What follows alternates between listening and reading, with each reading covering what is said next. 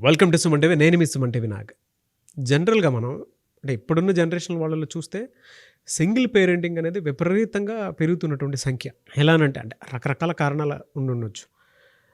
దానికి ఏ రకంగా చూసుకున్నా కూడా ప్రస్తుతానికి అంటే కొంతమంది ఉద్యోగరీత్యా హస్బెండ్ ఒక చోట ఉంటే వైఫ్ ఒక చోట ఉండటము. లేదంటే కొంతమంది ఈగో వల్ల విడిపోవటము. లేదంటే కొంతమందికి వేరు వేరు కారణాల వల్ల విడిపోవటము.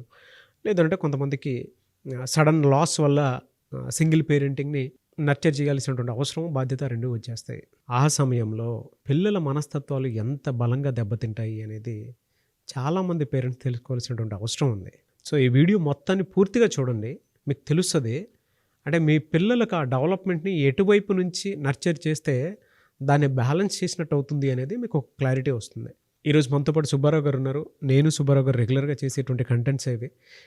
టీన్ మైండ్స్ అని చెప్పేసి ఆ సిరీస్ అంతా మీరు ఒకసారి చూడండి. ఆ సిరీస్ చూసిన తర్వాత సుబ్బారావు గారిని స్కూల్, కాలేజ్‌లో అండ్ పిల్లల్లో ఏదన్నా కోపం ఎక్కువగా ఉన్నా, ఫోకస్ తగ్గిపోతుందన్నా, ఏదైనా థెరపీ కావాలన్నా కూడా సుబ్బారావు గారు ఇస్తూ ఉన్నారు. మీకు ఏదైనా సెషన్ లాంటిది, అపాయింట్మెంట్ లాంటిది కావాలి అనుకుంటే స్క్రీన్ మీద కనిపిస్తున్న నెంబర్‌కి మీరు సంప్రదించొచ్చు. Coming to subject.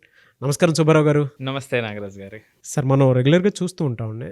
Single parenting ఎవరైతే నర్చర్ చేస్తూ ఉంటారో ఆ పిల్లల్లో తెలియనటువంటి కొన్ని బిహేవియరల్ ఆస్పెక్ట్ చూస్తూ ఉంటాం. చేంజెస్ చాలా బాగా కనిపిస్తూ ఉంటాయి మనకి. దాని వెనక ఉండేటువంటి ప్రధాన కారణాలు వాళ్ళని ఎందుకు అంత బలంగా ప్రొజెక్ట్ చేస్తూ ఉంటాయి. ఇది ప్రస్తుత సమాజంలో చాలా ముఖ్యమైనటువంటి టాపిక్ అండి. ఛాలెంజింగ్ కూడా. చాలా ఛాలెంజింగ్ కూడా. నాగరాజు గారు, ఇద్దరు పేరెంట్స్ ఉండి, కుటుంబం సపోర్ట్ ఉండి, ఈ రోజున పేరెంటింగ్ అంటేనే చాలా సవాలుగా తీసుకున్నటువంటి కుటుంబాలు ఎంతోమంది ఉన్నారు కదండి. మరి అలాంటిది ఒకే పేరెంట్ ఆ పిల్లల్ని మొదటి నుంచి చివరి వరకు చూసుకుని వెళ్ళాలి అంటే ఎంత ఛాలెంజింగ్ అండి. మీరు ఇంట్రడక్షన్లో చెప్పారు, సింగిల్ పేరెంటింగ్ అనేటువంటిది ఏదో ఒక డివోర్స్ వల్ల రావటము, వేరే దానివల్లే కాదు. చాలా కారణాలు ఉన్నాయి. సడన్ లాస్ కావచ్చు, లేదు అంటే వాళ్ళ మధ్య కంపాటబిలిటీ దెబ్బతిని ఉండొచ్చు. సో ఇలా రకరకాల కారణాలు, లేదా ఒకరు ఒక చోట ఒకరు వేరే చోట పని చేయటం కావచ్చు. చాలా కారణాలు ఉన్నాయి. కానీ ప్రస్తుతం ఉండి ఎంతో ప్రేమగా ప్రేమించుకొని సహజీవనం కూడా చేసి మ్యారేజ్ చేసుకున్నటువంటి జంటలు కూడా ఆనతి కాలంలోనే విడిపోవటం అనేటువంటిది సర్వసాధారణంగా చూస్తున్నాం. సో ఈ రకంగా చూసినప్పుడు మన భారతదేశంలో కూడా రాబోయే రోజుల్లో ఈ సింగిల్ పేరెంటింగ్ అనేటువంటిది తప్పనిసరి అయిపోయేటువంటి, చాలా చోట్ల తప్పనిసరి అయ్యేటువంటి అవకాశం కనిపిస్తుంది అనమాట అండి. ఇక్కడ నేను మాట్లాడబోతున్నది ఏమిటంటే, సింగిల్ పేరెంటింగ్లో మొట్టమొదట ఆ సింగిల్ పేరెంట్కి వచ్చే కష్టాలండి. ఆ తర్వాత పిల్లల మీద ప్రభావం, ఫైనల్గా ఆ ఛాలెంజెస్ని అధిగమించాలంటే ఏం చేయాలి అనేటువంటి పాయింట్స్, ఈ 3 పాయింట్స్ మనం చాలా క్లియర్గా మాట్లాడదామండి. Okay sir. సో ఈ సింగిల్ పేరెంట్లోనండి మనం మన యొక్క డిస్కషన్కి సౌలభ్యం కోసం సింగిల్ మదర్ని తీసుకుందాం. వీటిలోనండి నేను ఒక కేస్ స్టడీ చెప్తాను. ఒక తల్లికి 17 నెలల బిడ్డ అండి. అదే టైంలో ప్రెగ్నెన్సీతో ఉంది. 5 సంవత్సరాలు సుమధురమైనటువంటి ప్రయాణం జరిగినటువంటి కుటుంబం అండి. ఎంతో ఆశలు, ఎంతో వెలుగులు ఆ జీవితంలో ఉన్నాయి. సడన్గా ఆ భర్త చనిపోయాడండి. చనిపోయినటువంటి సందర్భంలో ఆ తల్లికి ప్రెగ్నెంట్గా ఉంది. ఏం చెయ్యాలి, ఎలా చెయ్యాలి, ఈ వెలుగులు ఒక్కసారిగా ఆగిపోయి చీకటి ఆవరించినటువంటి సందర్భంలో ఎలా ఈ జీవితం, ఈ పిల్లలు ముందుకు తీసుకెళ్ళటం అనేటువంటి ఆలోచన నుంచి అలా ఎదిగినటువంటి తల్లులు ఎంతోమంది ఉన్నారండి. కానీ వీళ్ళు ప్రయాణంలో వచ్చేటువంటి ఒడిదుడుకులు ఎన్నెన్నో. ఇక్కడ ఆ తల్లికి, కొంతమంది తల్లులకి ఫ్యామిలీ సపోర్ట్ ఉండొచ్చు, కొంతమందికి ఉండకపోవచ్చు. కొంతమంది ఆర్థికంగా వెసులుబాటు ఉండొచ్చు, కొంతమంది ఉండకపోవచ్చు. కొంతమందికి డివోర్స్ అయి ఉండొచ్చు. ఇలా రకరకాల ప్యాటర్న్స్ ఉన్నాయండి. ఏది ఏమైనప్పటికీ కూడా సపోజ్ ఒక తల్లి ఫ్యామిలీ సపోర్ట్ ఉందనుకుందామండి. ఫ్యామిలీ సపోర్ట్ ఉండి ప్రయాణం సాగిస్తున్నటువంటి సందర్భంలో సింగిల్ మదర్గా ఉన్నటువంటి ఆవిడ నిజంగా ఒక మోరల్ సపోర్ట్ ఉంటుంది. మన ఫ్యామిలీ మన పక్కన ఉన్నారు, మన పేరెంట్స్ మన పక్కన ఉన్నారు. కానీ మీరు వాస్తవంలో చూస్తే కొన్ని రోజులు అయ్యేటప్పటికీ మిగిలిన కుటుంబ సభ్యులు కానివ్వండి, ఆడపడుచులు కానివ్వండి, లేదా కొన్ని సందర్భాల్లో సోదరుల నుంచి కానివ్వండి, మరికొన్ని సందర్భాల్లో ఆ తల్లికి తల్లి నుంచి కానివ్వండి, కొంత నెగటివ్ భావన ఆ భర్త చనిపోయినటువంటి వాళ్ళలో ఉంటుందండి. అంతేకాదు వాళ్ళ ప్రజెన్స్ను కూడా బ్యాడ్ సెంటిమెంట్గా ఫీల్ అయ్యేటువంటి సందర్భాలు కోకొల్లలు. ఒక్కసారి చూడండి నాగరాజు గారు, ఇప్పుడు నేను పరిగెత్తాలి, నా కాలు సరిగా లేదు, నన్ను పక్కన కూర్చోబెడితే ఓకే. నాకు సామర్థ్యం ఉంది, నన్ను పక్కన కూర్చోబెడితే ఎంత కష్టం అండి. అవమానించినట్టే కదా. సో మనం ప్రతిసారి ప్రతి సందర్భంలో మనల్ని ప్రేమగా చూసినటువంటి వాళ్ళే కొన్ని సందర్భాలు వచ్చేటప్పటికి మనల్ని పక్కన పెడితే ఎంత బాధ ఉంటుందండి. సో అది అంటే మన కల్చర్లో ఉండొచ్చు, బట్ అది లోపల ఎంతో బాధ అనిపిస్తుంది కదా. సో నా ప్రజెన్స్నే బ్యాడ్ సెంటిమెంట్ లేదా చెడు శకునం కింద భావిస్తారు. అది ఒక బాధ అండి. అంటే ఫ్యామిలీ సపోర్ట్ ఉన్నప్పటికీ ఒకవేళ డివోర్స్ అయినటువంటి సందర్భం ఉంది. సో డివోర్స్ అయ్యి ఇంటికి వచ్చి ఫ్యామిలీ సపోర్ట్తో ఉన్నటువంటి మహిళలు ఉన్నారు, పిల్లలతో ఉన్నారు. అక్కడ కూడా కొన్ని రోజులు అయ్యేటప్పటికి ఒక భారంగా ఫీల్ అవ్వటం, వాళ్ళని తక్కువ చేసి చూడటం, ఇలాంటి సందర్భాలు మనం అవునన్నా కాదన్నా సరే ప్రతి చోట జరిగేటువంటి ఆ తల్లులకు మాత్రమే తెలుసు ఆ కష్టం. ఇక ఫ్యామిలీ సపోర్ట్ లేకుండా సింగిల్ మదర్గా ఉన్నటువంటి కష్టాలైతే కోకొల్లలండి. వాళ్ళకి చిన్నపిల్లలు ఉంటే వాళ్ళు నైట్ వచ్చేటప్పుడు కొంతమంది పడుకోకపోతే ఆ నిద్ర కూడా వాళ్ళు పడరు. మరలా ఉదయాన్నే వచ్చేటప్పటికి మరలా పనులు, ఉద్యోగం ఇవన్నీ కూడా వరుసలోనే ఉంటాయి. సో అలా నెలల పాటు ఇటు రాత్రులు పిల్లల్ని పడుకోబెట్టడం, వాళ్ళు మేల్కొని ఉదయాన్నే వచ్చేటప్పటికి బాధ్యతలు నిర్వర్తించడం అనేటువంటి కష్టతరమైనటువంటి జర్నీని ఆ తల్లులు చేస్తారండి. సో ఇవన్నీ కూడా వాళ్ళకు పడేటువంటి కష్టాలండి. అంతేకాకుండా ఆ చిన్నపిల్లలకి ఏదైనా జ్వరం వచ్చినా ఎప్పుడైనా, లేకపోతే చిన్న దెబ్బ తగిలినా సరే ఒక్కసారిగా ప్రాణం పోయినంత పని అవుతుంది. ఆ సపోర్ట్ లేదు, ఒక తెలియనటువంటి భయం. వీటన్నిటికీ తోడు ఒక ఒంటరి మహిళ ఉంటే ఆ సెక్సువల్ అబ్యూజెస్, సో అవి చుట్టూ కనిపిస్తూనే ఉంటాయి. వాటి ప్రభావం కూడా వాళ్ళ మీద ఉంటుంది. అయినప్పటికీ అవరోధాలని అధిగమించి ముందుకి వెళ్ళేటువంటి మహిళలు ఆ సింగిల్ పేరెంట్స్ అండి, ఆ సింగిల్ మదర్స్ అండి. ఇక ఇది ఇప్పటి వరకు మనం చూసింది తల్లి వైపు నుంచి ఇబ్బందులు చూసామండి. ఇక పిల్లల వైపు నుంచి చూద్దాం. సో పిల్లల వైపు నుంచి వచ్చేటువంటి ఇబ్బందులు ఏమిటంటే అండి, వీళ్ళకి తెలియకుండానే చుట్టూ ఉన్నటువంటి సమాజం వాళ్ళ కోణంలో వాళ్ళ లెన్స్ నుంచి చూస్తూ ఉంటారు. ఈ పిల్లల ముందే, ఓ మీ అమ్మ నాన్న విడిపోయారంట కదా, మీ అమ్మ ఇట్లా చేసేది, లేకపోతే మీ నాన్న ఇట్లా చేసేటువంటి వాడు అనేటువంటి మాటలు వీళ్ళొచ్చి ఆ తల్లిదండ్రుల దగ్గర చెప్పుకోలేక వాళ్ళలో వాళ్ళు మదన పడుతూ బాధపడేటువంటి పిల్లలు ఆ సింగిల్ పేరెంట్కి ఉన్నటువంటి పిల్లలండి. మీ నాన్న గొప్పోడు, మీ అమ్మాయి ఇలా చేసింది తెలియకుండానే ట్రిగర్ అయిపోద్ది. నిజంగా మా మదర్ బ్యాడ్ ఏమో అని వాడికి. ఎస్, ఆ టీనేజ్లో ఉన్న పిల్లడికైతే ఏముంటుందండి, ట్రిగర్ అయిపోతాం. కరెక్ట్. సో ఇక నుంచి కొంచెం పెరిగారనుకోండి ఆ పిల్లలు, వాళ్ళకి అక్కడికి వచ్చేటి ఒక కంపారిజన్ వస్తుందండి. కంపారిజన్లో సహజం అండి, తప్పు కాదు ఇది. చుట్టుపక్కల కంప్లీట్ ఫ్యామిలీని మనం చూసినప్పుడు ఒక తెలియనటువంటి ఒక వెలితి కనిపిస్తుంది కదండి ఆ పిల్లల్లోని. చుట్టూ చూస్తుంటే కంప్లీట్ ఫ్యామిలీలు కనిపిస్తున్నాయి, నాకేమో ఇన్ని కష్టాలతో నేను ఉన్నాను, ఒక తెలియనటువంటి వెలితి కనిపిస్తూ ఉంటుంది. అదే సందర్భంలో ఆ కంపారిజన్లో వీళ్ళ దగ్గర ఈ వస్తువులు ఉన్నాయి, వీళ్ళ దగ్గర ఈ వస్తువులు ఉన్నాయి, ఇవి అడిగేటువంటి సందర్భంలో ఆ తల్లేమో కొనలేక పిల్లోడికి ఇవ్వలేదనేటువంటి బాధ ఒకవైపు, ఇటువైపు పిల్లలు కూడా ఆ కంపారిజన్లో ఏదో తెలియనటువంటి బాధతో ఉండటం మరొక వైపు అండి.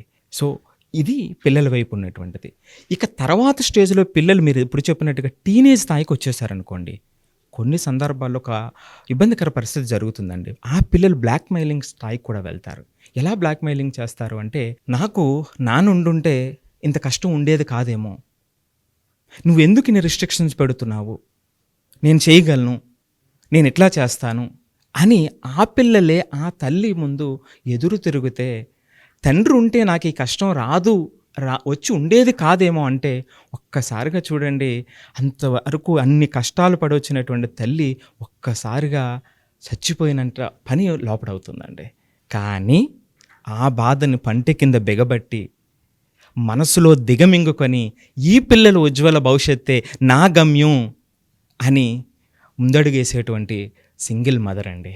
సో ఆ ప్రయాణంలో ఎన్ని ఒడుదుడుకులైనా సరే ఎదుర్కొని వీళ్ళ యొక్క ఉన్నత భవిష్యత్తే, ఉజ్వలమైనటువంటి భవిష్యత్తే నా గమ్యం, మరొకటి కాదు అని వాటిని ఎదిరించి వెళ్తూ ఉంటారండి. సో ఇలా రోజువారీ ఎన్నో సమస్యలు ఆ సింగిల్ మదర్కి, మనకి సౌకర్యాలు ఉన్నా లేకపోయినా, ఆర్థికంగా వెసులుబాటు ఉన్నా లేకపోయినా ప్రతి ఒక్కరూ అనుభవించేటువంటి, బయటకి ఎక్స్ప్రెస్ చేయలేనటువంటి బాధలండి. కానీ నేను ఇక్కడ ఒక్క మాట చెప్తానండి, ఆ తల్లులకి డివోర్స్ అయ్యింది లేదా భర్త చనిపోయాడు, ఓకే, సమాజం నుంచి వాళ్ళు రకరకాలుగా మాట్లాడుతున్నారు, అది కూడా ఓకే. కానీ ఒక్కటి మాత్రం ఓకే కాదండి.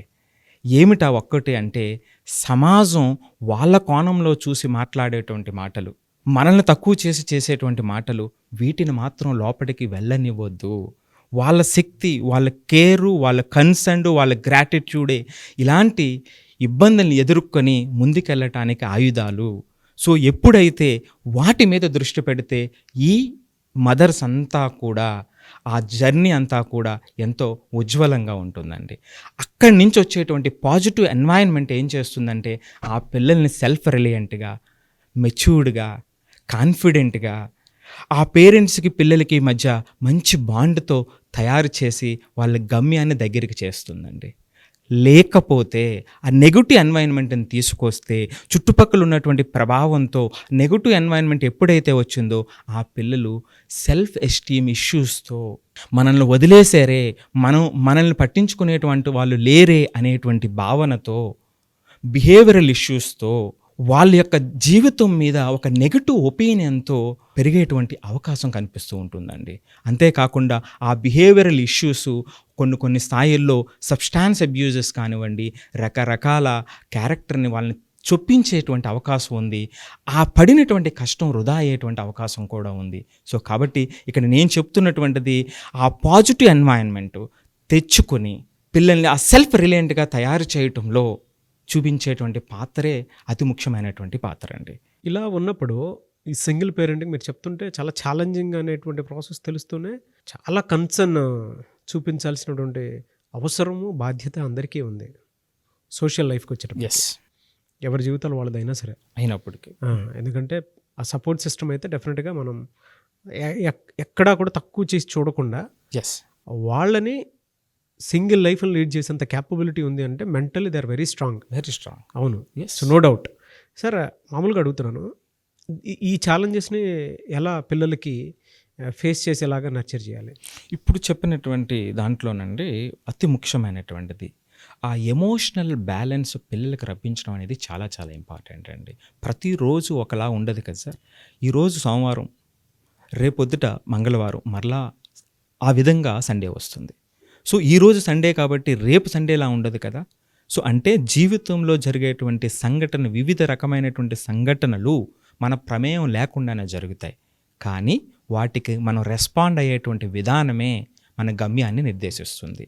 సో దీని మీద సరైనటువంటి అవగాహన ప్రతి తల్లి లేదా ప్రతి సింగిల్ తండ్రి, సింగిల్ పేరెంట్ ఖచ్చితంగా నర్చర్ చేయాల్సినటువంటి పిల్లలకి అవగాహన ఖచ్చితంగా కల్పించాలి. ఈ రోజు ఇలా ఉన్నది రేపు ఉండొచ్చు, ఉండకపోవచ్చు. ఆబ్వియస్లీ. బట్ నీ మీద నువ్వు మాత్రం డిపెండెన్సీ నువ్వే ఉండాలి తప్ప వేరే వాళ్ళ మీద. సో నువ్వు, నీ ఆలోచన, నీ సామర్థ్యం మాత్రమే నీతో ఉంటుంది. సో దాంట్లో తీసుకురావాలండి. సో దీనికి ఒక అద్భుతమైనటువంటి కథ చెప్తానండి. ఓకే. ఒక లేడీ అండి, కెనిస్ ఏ ఎట్వర్ అనేటువంటి ఆమె 4.5 సంవత్సరాల వివాహ బంధం అండి. అద్భుతమైనటువంటి జీవితం అండి. ఆవిడ ప్రెగ్నెంట్గా ఉన్న టైంలో భర్త నీ నుంచి డివోర్స్ తీసుకుంటున్నాను అని చెప్పి అర్ధాంతరంగా వెళ్ళిపోయాడండి. అటువంటి పరిస్థితి నుంచి ఆమె ఎడ్యుకేషనల్ లీడర్షిప్ కోచ్గా, సిఈఓగా ఎదిగిందండి ఆమె. సో ఆమె చెప్పింది ఒక 4 పదాలు చెప్పిందండి. ఏం చెప్పిందంటే ఆమె కేక్, CAKE పిల్లడికి చెప్పింది. సో మొత్తం సింగిల్ పేరెంట్స్కి చెప్పింది అనమాట అండి, ఆ పిల్లల్లో తీసుకురావాల్సినటువంటి మార్పు గురించి. సో సి అంటే కేర్ అండ్ కన్సర్న్ అండి. సో మన మీద మనకు ముందు కేర్ అండ్ కన్సర్న్ ఉండాలి, అంతే కదండి. తర్వాత శక్తి వస్తుంది, అది చెప్పాలి. నెక్స్ట్ రెండవది ఎక్నాలెడ్జ్ అండి. కొన్ని సందర్భాల్లో మనకి కుటుంబం, మన మనసులు, ఆ సమాజం యొక్క అవసరం ఉంటుంది. సో దాన్ని ఎక్నాలెడ్జ్ చేయాలి. అంటే ఎప్పుడైతే లాస్ వచ్చిందో మనం సమాజం నుంచి విడివడతాం. అది జరగకూడదు కదండి. ఆ సమాజంలో భాగంగా ఉండాలంటే ఎక్నాలెడ్జ్ చేయాలి అనేటువంటిది రెండో పాయింట్ అండి. మూడో పాయింట్ కిండర్డ్ అండి, అంటే బంధువులు.